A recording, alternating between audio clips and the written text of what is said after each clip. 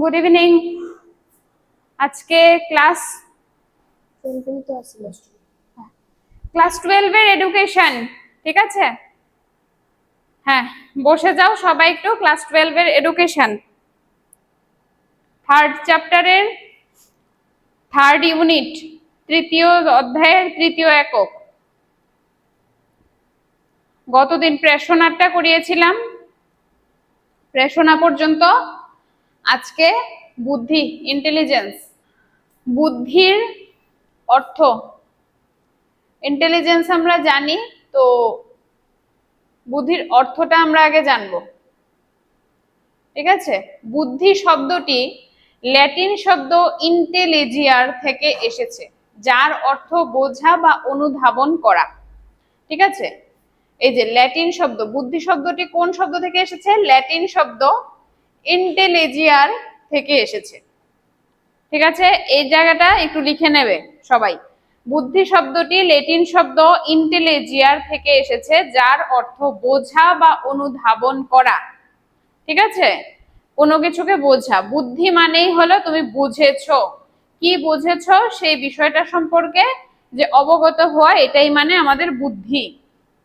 তাহলে মনোবিজ্ঞানে বুদ্ধি বলতে বোঝায় মানুষের সেই মানসিক ক্ষমতা যার সাহায্যে সে চিন্তা করে, বিশ্লেষণ করে, সমস্যার সমাধান করে এবং পরিবেশের সাথে সামঞ্জস্য রক্ষা করে।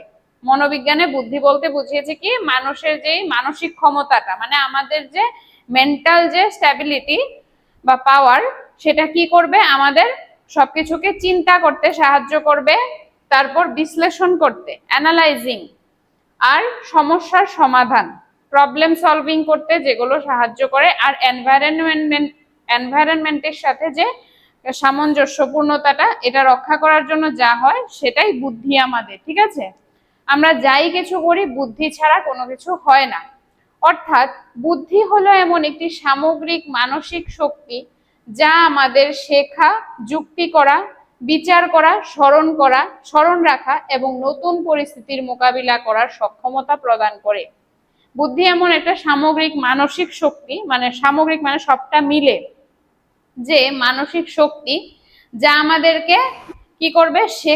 মানে শিখতে সাহায্য করে, বুঝতে সাহায্য করে, যুক্তিসঙ্গত জিনিসগুলোকে বুঝবে এবং বিচার করবে, স্মরণ রাখা মানে মনে রাখা, নতুন পরিস্থিতির মোকাবিলা করার সক্ষমতা, নতুন নতুন যা কিছুই সমস্যা আসবে সবগুলোর মোকাবিলা করা, এগুলো সবকিছুই একসাথে করে থাকে বুদ্ধি। তাহলে তোমরা যে পার্টটা লিখবে সেটা হলো শুধু বুদ্ধি শব্দটি ল্যাটিন শব্দ থেকে এইটুকু পর্যন্ত লিখবে, ঠিক আছে? এর বেশি আর কিছু লাগবে না। এছাড়া বুদ্ধি কি এটা যদি কেউ লিখতে চাও তাহলে এই পার্টটা লিখে নিতে পারো। বুদ্ধি কাকে বলে এটা লিখে নাও, ওই পার্টটা খুব ইম্পর্টেন্ট। বুদ্ধি শব্দটি ল্যাটিন শব্দ ইন্টেলিজিয়ার থেকে এসেছে, যার অর্থ বোঝা বা অনুধাবন করা। লিখে নাও, লিখে নিয়ে আমাকে বলো। ইংলিশে আছো, যদি কেউ ইংলিশে থাকো, বুদ্ধির ওই জায়গাটা লিখবে, the word intelligence comes from the Latin word intelligere, that means understanding or realization.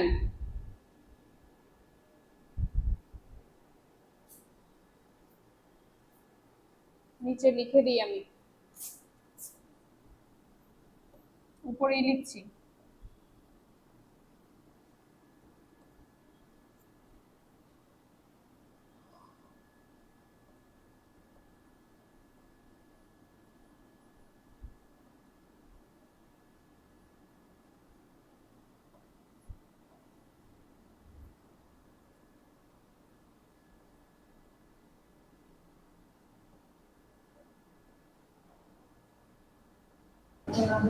Ma'am, হ্যাঁ ম্যাম কোন চ্যাপ্টার? তৃতীয় অধ্যায়ের তৃতীয় একক, তৃতীয় অধ্যায়ের তৃতীয় একক পড়াচ্ছি, বুদ্ধি।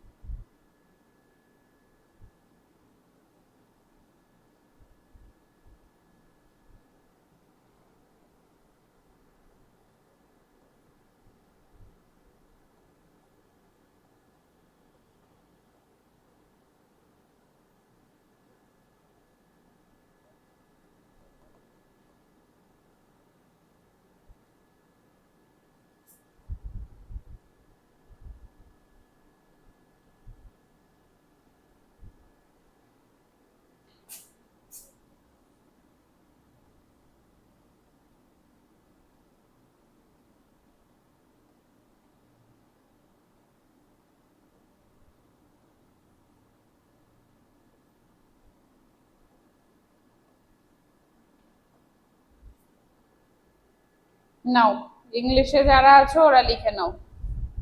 The word intelligence comes from the Latin word intelligere, that means understanding or realization. আছে নেক্সট ওয়ান যাচ্ছি।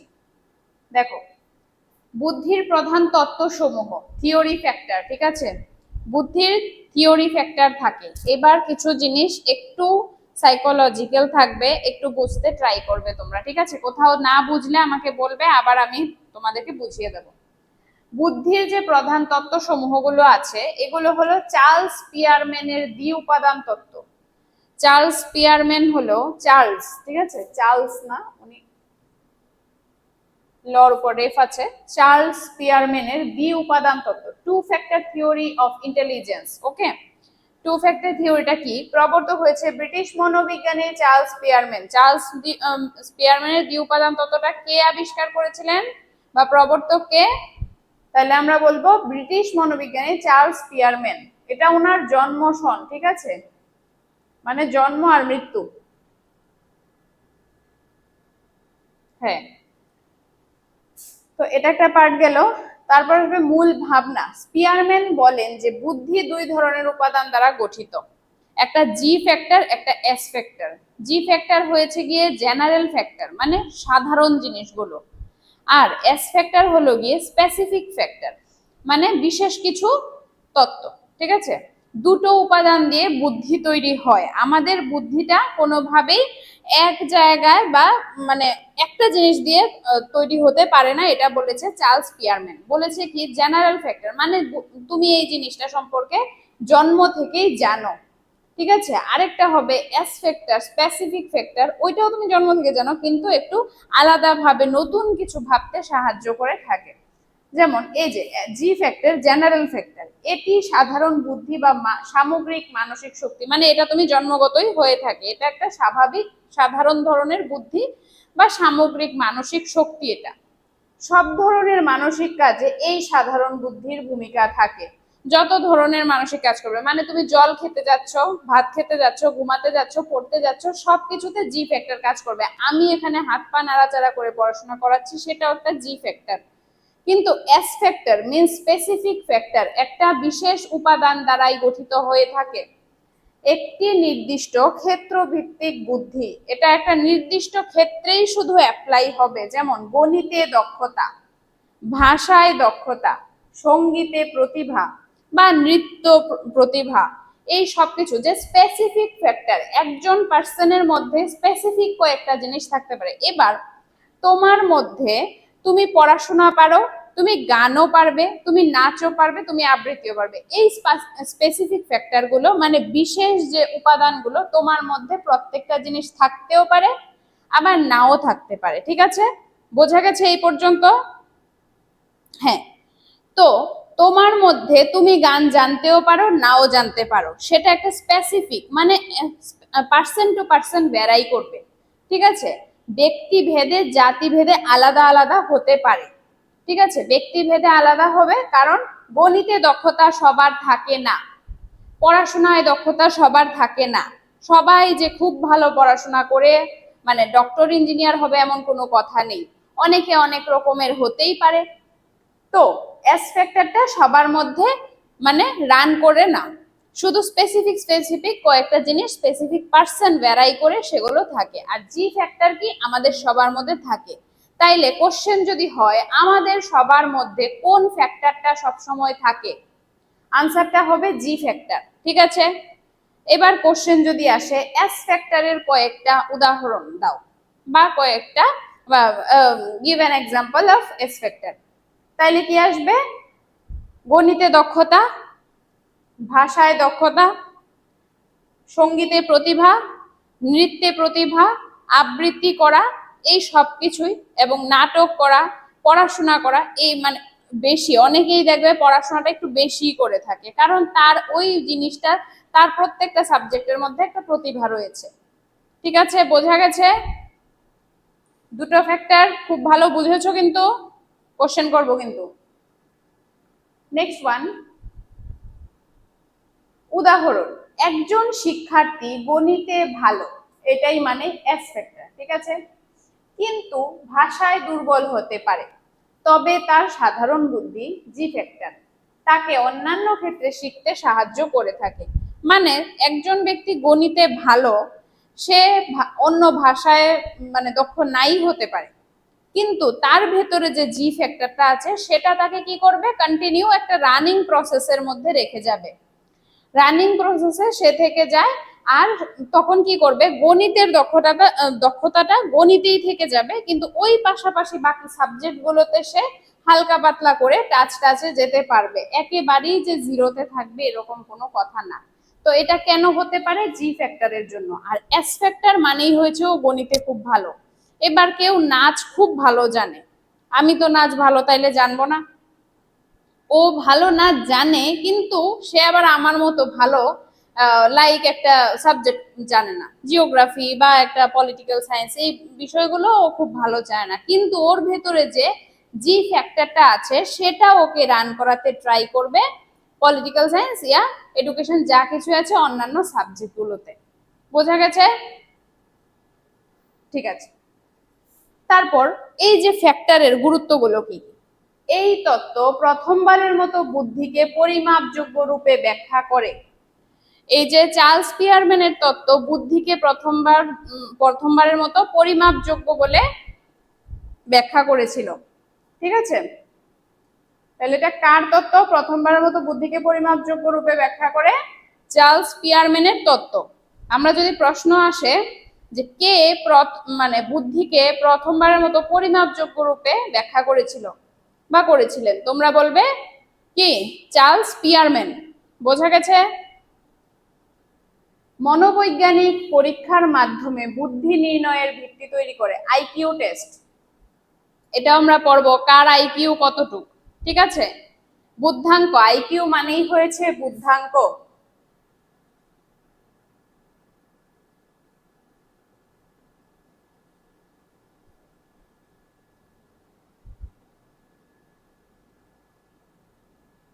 ঠিক আছে, মনোবৈজ্ঞানিক পরীক্ষার মাধ্যমে বুদ্ধি নির্ণয়ের আইকিউ টেস্টের ভিত্তি তৈরি করে। তাইলে তোমরা প্রথমে আগে গুরুত্বটা লিখে নাও, ঠিক আছে, আর ওইখান থেকে এটা লিখে নাও, এই পার্টটা চার্লস পিয়ারম্যানের তত্ত্ব, প্রবর্তক আর ফ্যাক্টর দুটো, ঠিক আছে, এতটুক লিখে নাও।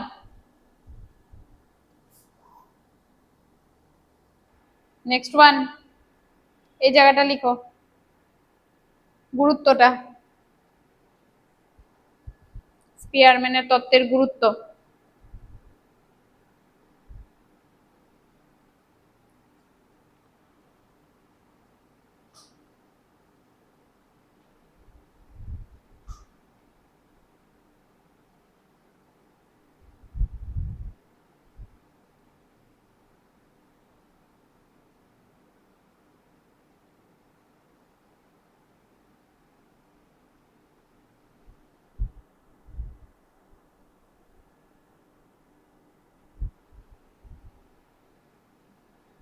থার্স্টনের বহু উপাদান তত্ত্ব,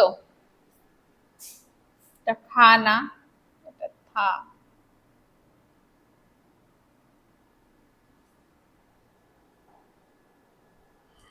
এল থার্স্টনের বহু উপাদান তত্ত্ব, ঠিক আছে। ওনার ছিল কি বহু উপাদান, এই আগের জনের ছিল দ্বি উপাদান তত্ত্ব, এখন হয়েছে থার্স্টনের বহু উপাদান তত্ত্ব। প্রবর্তক আমেরিকান মনোবিজ্ঞানী লুইস লিওন থার্স্টন, ঠিক আছে। এল থার্স্টনের বহু উপাদান তত্ত্বের প্রবর্তক হলেন আমেরিকান মনোবিজ্ঞানী লুইস লিওন থার্স্টন, এটা লিখে নাও। এরপর ওনার মূল ভাবনা হয়েছে, থার্স্টন বলেন যে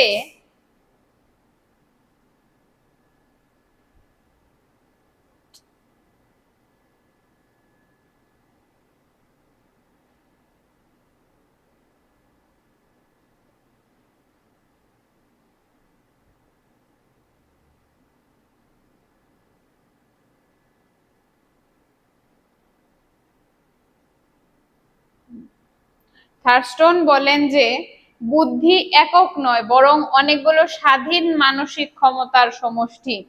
নিজের মতো করে যেগুলো চলতে পারে সেই মানে মানসিক ক্ষমতার সমষ্টি হয়েছে বুদ্ধি। ঠিক আছে, বুদ্ধি এমন কোনো একক জিনিস নয়, একা কোনো কিছু চলতে পারে না। তো তিনি 7টি প্রাথমিক মানসিক ক্ষমতার কথা বলেছেন। প্রাথমিক মানে জেনারেল বা প্রাইমারি মেন্টাল অ্যাবিলিটিস এর কথা বলেছে। মানসিক ক্ষমতা কি কি? ভার্বাল কম্প্রিহেনশন, শব্দ বা ভাষা বোঝার ক্ষমতা। ছোটবেলা থেকেই দেখবে অনেক বাচ্চারা একদম যখন 1-2 মাস বয়স থাকে, ওর মা যখন মা বলে ডাক দেয় তখন কিন্তু ও তাকায়, বা কেউ এলে ও তাকায়, তার মানে ও ভাষার ক্ষমতা বুঝতে পেরেছে। শব্দ প্রয়োগে দক্ষতা, তারপর সে যখন আস্তে আস্তে বড় হতে থাকে তখন কি হবে? সে ওয়ার্ড বলতে পারে, সে আস্তে আস্তে আ ও করে বা কাকা, একই ওয়ার্ড দেখবে ফ্রিকোয়েন্টলি সে বলে যায়। তো ফ্রিকোয়েন্টলি যে সে কন্টিনিউ বলে যায় বা বা বা বা এই ওয়ার্ড গুলো মানে শব্দ প্রয়োগে সে দক্ষতা দেখাচ্ছে। এটা আমরা বড় হতে হতেও সেটাই হয়ে থাকে, মানে ছোট থেকে আমি তোমাদেরকে বোঝাচ্ছি। তো তিনি 7টি প্রাথমিক মানসিক ক্ষমতার কথা, এই 7টা প্রাথমিক মানসিক ক্ষমতা লিখে নিও। উপরে এটা আন্ডারলাইন করে ওই মূল ভাবনাটা লিখতে হবে না, প্রবর্তকটা লিখে রাখো, আর 7টি প্রাথমিক মানসিক ক্ষমতা কি কি কথা বলেছে সেটা লিখে রাখো। তারপর হচ্ছে নাম্বার এবিলিটি, গণিত বা সংখ্যাগত দক্ষতা। আঙ্গুল কয়টা আছে সে চিনতে পারে, বাচ্চারা আঙ্গুল কয়টা আছে সেটা চিনতে পারে। তারপর কি হয়, আস্তে আস্তে 2টো আঙ্গুল প্লাস 2টো আঙ্গুল করে সে গুনতে পারে, 1 2 3 4, 4টা আঙ্গুল হয়েছে। তাইলে দ্যাট মিন্স কি, সে নাম্বার কিভাবে কাউন্ট করতে হবে সেটা সে বুঝে যায়। তাহলে বোঝা গেছে এই 3টা কি কি ছিল। পরে আমরা 4টা দেখছি, এটা লিখে নাও। দেখো,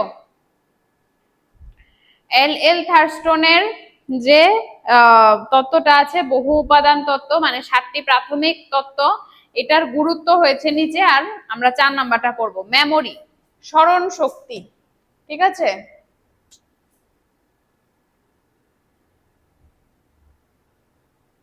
স্মরণ শক্তি মানে কোনো কিছু দেখে মনে রাখা বা বুঝে মনে রাখা, শিখে মনে রাখার যে ব্যাপারটা, এটাও বুদ্ধির একটা পার্ট। তারপর আসবে রিজনিং, যুক্তি শক্তি বা বিশ্লেষণ ক্ষমতা। কোনো কিছু তোমাকে কেউ কিছু বললে তখন সেই বিষয়টা সম্পর্কে যুক্তি মানে বের করে তারপর তুমি যদি অ্যানালাইজিং করো মানে বিশ্লেষণ করলে সেই ব্যাপারটাও ওই বুদ্ধির মধ্যেই থাকে 7টি উপাদানে। তারপর আসবে পারসেপচুয়াল স্পিড। তোমরা যারা বেঙ্গলি মিডিয়াম আছো তারা শুধু বাংলাটা লিখবে সাইডের, বাকি 3টা আমি বলতে ভুলে গেছি, সরি ফর দ্যাট। শুধু বাংলাটা লিখবে যারা বাংলায় আছো, ইংলিশ লাগবে না। তারপর আসবে পারসেপচুয়াল স্পিড, দ্রুত উপলব্ধির ক্ষমতা। মানে তোমাকে কেউ চিমটি কাটলে তুমি ঠাস করে বুঝতে পারা, পিঁপড়া কামড় দিলে বুঝতে পারা, হাত পা কেটে গেলে বুঝতে পারা, এই যে দ্রুত উপলব্ধিকরণটা, এটাও বুদ্ধির একটা পার্টেই চলে আসে। নেক্সট ওয়ান, স্প্যাশিয়াল অ্যাবিলিটি, চিত্র বা স্থানিক সম্পর্কে বুঝতে পারা। কোনো চিত্র দেখে বা কোনো বিষয় সম্পর্ক মানে বিষয়ের চিত্র বা কোনো জিনিস দেখে বুঝতে পারা যে এই জিনিসটা কি বোঝানো হচ্ছে, এটাও একটা বুদ্ধির একটা পার্ট। ঠিক আছে, তারপর আসবে গুরুত্ব। এই তত্ত্ব বুদ্ধিকে একক নয় বরং বহুমাত্রিক হিসাবে তুলে ধরে। আর আধুনিক শিক্ষায় বহু বুদ্ধি তত্ত্ব ধারণার ভিত্তি তৈরি করে। নতুন ধরনের শিক্ষায় বহু বুদ্ধি তত্ত্বটা কি বেশি করে অ্যাপ্লাই হয়ে থাকে। তাইলে থার্স্টন, এল থার্স্টনের, আমেরিকান মনোবিজ্ঞানী এল থার্স্টনের বহু উপাদান তত্ত্বটাই খুব কাজে আসে আমাদের। তো সবাই এই 4টা পয়েন্ট লিখে গুরুত্বটা লিখে নাও, তারপর আমি কোশ্চেন স্টার্ট করব। এইটুকু পর্যন্ত আজকে লেখা, তারপর কোশ্চেন স্টার্ট করব আমি। বুঝতে পেরেছি। এবার বলো, বুদ্ধি শব্দটি কোন শব্দ থেকে এসেছে?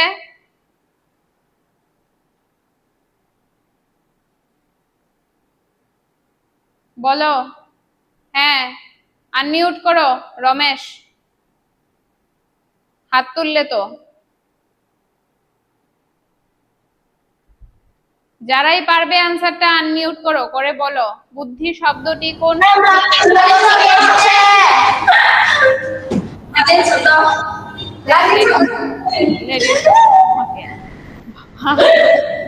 ল্যাটিন শব্দ, হ্যাঁ ল্যাটিন শব্দ কোনটা থেকে? আচ্ছা, ইন্টেলিজিয়াস শব্দের অর্থ কি? বুঝা বা অনুধাবন করা। আচ্ছা ঠিক আছে, নেক্সট ওয়ান।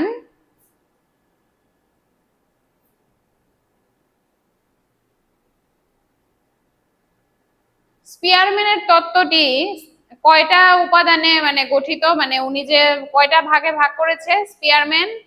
ওকে, দুটো, বরকাঠাল আনসার দিয়েছে। আর বলো দুটো, দুটো কি কি উপাদান?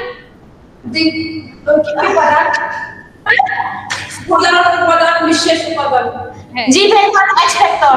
হ্যাঁ, জি ফ্যাক্টর আর এস ফ্যাক্টর। আচ্ছা, জি ফ্যাক্টর কি রকম ভাবে মানে জি ফ্যাক্টরটা কখন থেকে থাকে আমাদের মধ্যে?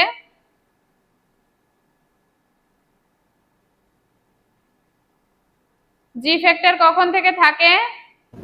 ম্যাম যখন জন্ম থেকে। হ্যাঁ, একটা স্কুলই আনসার করছে, বাকিরা কি বুঝতে পারছে না?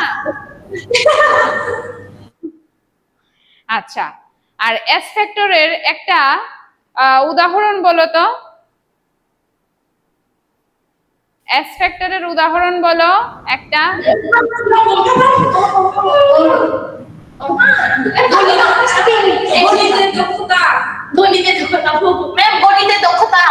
গণিতে দক্ষতা। আচ্ছা, বরকাঠাল আনসার করতে চাইছে, হয়তো বা ওদের আনমিউট হচ্ছে না। আর রমেশ কি খবর? বুলাই সবাই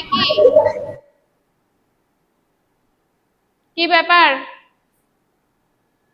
আনমিউট করে আনসার দেবে। তারপর এল এল থার্স্টোন এই যে বুদ্ধিকে কত ভাগে ভাগ করেছে? এল এল থার্স্টোন, হ্যাঁ 7 ভাগে। ঠিক আছে, ভেরি গুড, 7 ভাগে। 7 ভাগে? হ্যাঁ, যে কোনো একটা ভাগের নাম বলো তো। শব্দপ্রিয় ক্ষমতা। শব্দপ্রিয় ক্ষমতা। হ্যাঁ, বুঝতে পেরেছি, ভেরি গুড। তাইলে তোমরা এই পার্টটা, বুদ্ধি পার্টটা পুরো বুঝেছো তাইলে? বুঝেছি। ঠিক আছে, ওকে ডান। নেক্সট ক্লাসে আমরা চতুর্থ একক করাবো, ঠিক আছে? চতুর্থ একক করিয়ে নিলে আমাদের তৃতীয় চ্যাপ্টার কমপ্লিট হয়ে যাবে। ওকে, তো আজকে এডুকেশন ক্লাস এখানেই শেষ। টাটা। বুঝতে পারিনি?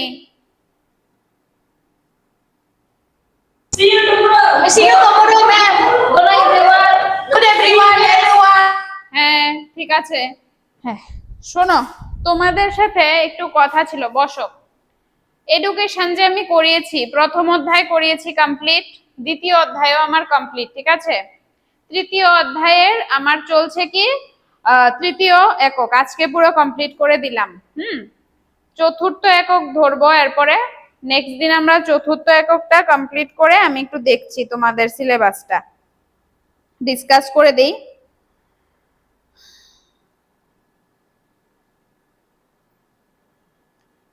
হ্যাঁ দেখো,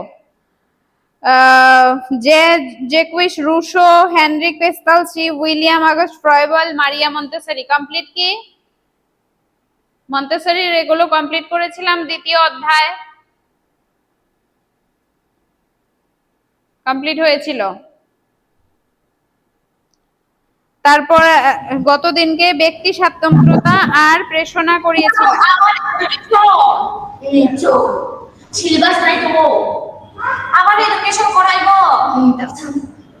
বুঝতে পারিনি? না না না, এডুকেশন ক্লাস না, আমি তোমাদের সাথে সিলেবাস শেয়ার করছি। হ্যাঁ, এডুকেশন না, পলিটিক্যাল সায়েন্স হবে। আমি একটু টাইম নিয়েছি যে তোমাদের সিলেবাসটা দেখার জন্য। হ্যাঁ, চতুর্থ একক নেক্সট দিন থাকবে সৃজনশীলতা, ঠিক আছে? হ্যাঁ, সৃজনশীলতা ক্লাস করাবো নেক্সট দিন, এরপর আমরা চতুর্থ অধ্যায়ে যাব। ঠিক আছে, তো এটাই বলার জন্য এসেছিলাম। Okay, ma'am. Okay, Thank you, ma'am. Thank you.